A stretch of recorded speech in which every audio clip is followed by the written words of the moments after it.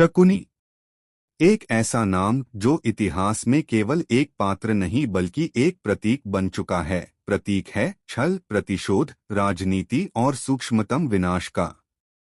महाभारत की विराट कथा में जहां अर्जुन और भीम जैसे वीर हैं, श्री कृष्ण जैसे नीति के देवता हैं, वहीं एक ऐसी छाया भी है जो स्वयं रणभूमि में बहुत नहीं लड़ा, पर पूरी महाभारत उसी की बिछाई बिसात का परिणाम बन गई। शकुनी मामा गंधार देश के राजकुमार, राजा सुबल के पुत्र, गंधारी के भाई और दुर्योधन के मामा।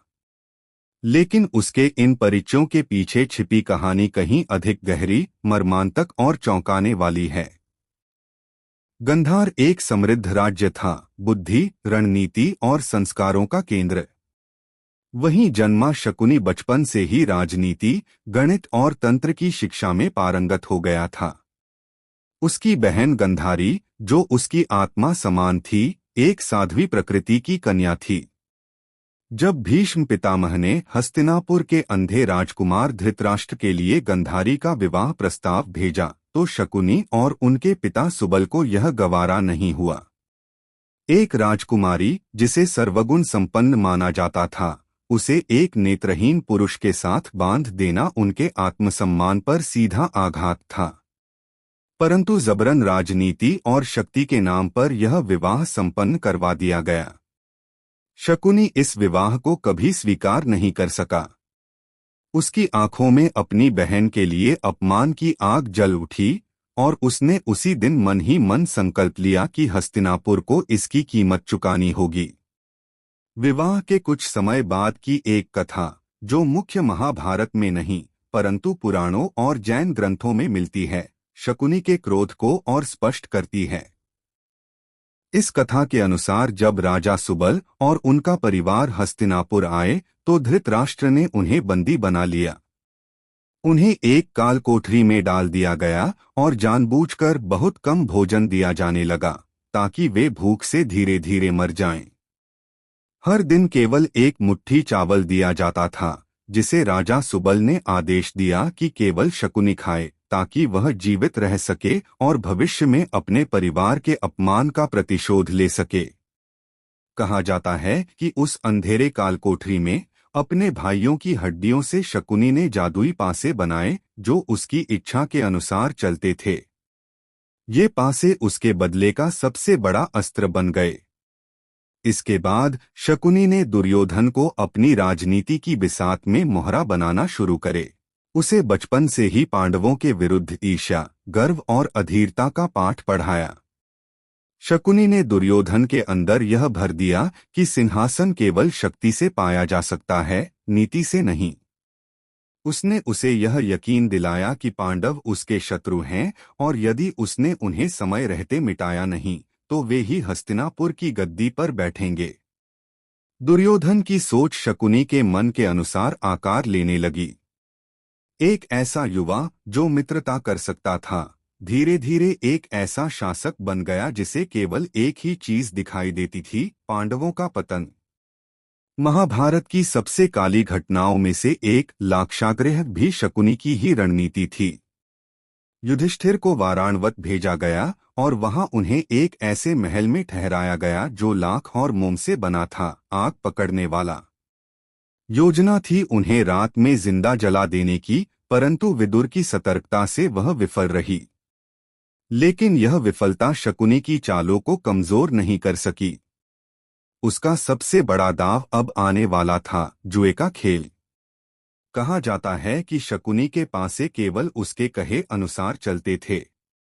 उसने अपने वही पासे इस्तेमाल किए जो उसके पिता की हड्डियों से बने थे, वे पासे जो उसका प्रतिशोध थे।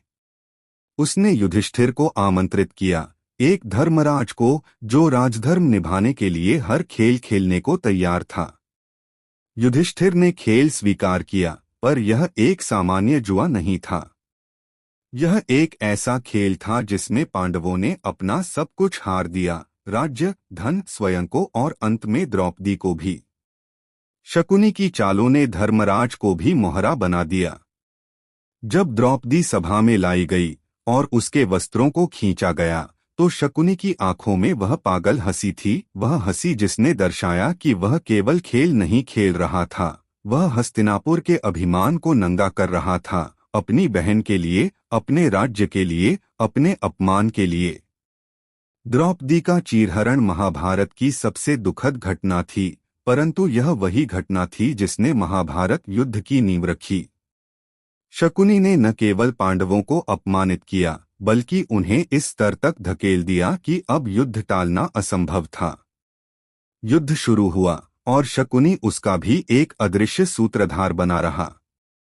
उसने नीतियां रची, दुर्योधन को युद्ध में उकसाया, कर्ण और दुःशासन जैसे योद्धाओं के मन में मोह और द्वेष की आग भरी। युद्ध के पहले उसका पुत्र उलूक, जो एक गुप्तचरी और कूटनीति कार्यों में पारंगत था, पांडवों के शिविर में गया और उनका उपहास कर लौटा। यह भी एक मानसिक चाल थी, ताकि पांडव क्रोध में निर्णय लें, गलती करें।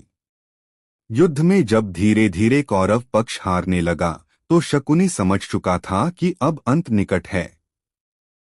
लेकिन उसकी चालें अब भी चल रही थीं। वह अंतिम दिन तक रणभूमि में उपस्थित रहा और युद्ध के 18वें दिन, जब सब ध्वस्त हो चुका था, जब केवल कुछ ही योद्धा शेष थे, भीम ने उसे चुनौती दी। भीम, जिसने चीरहरण के समय कसम खाई थी कि वह द्रौपदी के अपमान का बदला जरूर लेगा, उस क्षण को भूल नहीं पाया था। भीम ने उसे चुनौती दी और शक्तिशाली गदा प्रहार से शकुनी का वध कर दिया। उस एक प्रहार में प्रतिशोध, न्याय और धर्म तीनों समाहित थे। शकुनी की आंखों में मृत्यु से पहले की जो छाया थी, वह पश्चाताप नहीं थी, वह शायद यह जानकर सुकून थी कि उसका प्रतिशोध पूर्ण हुआ।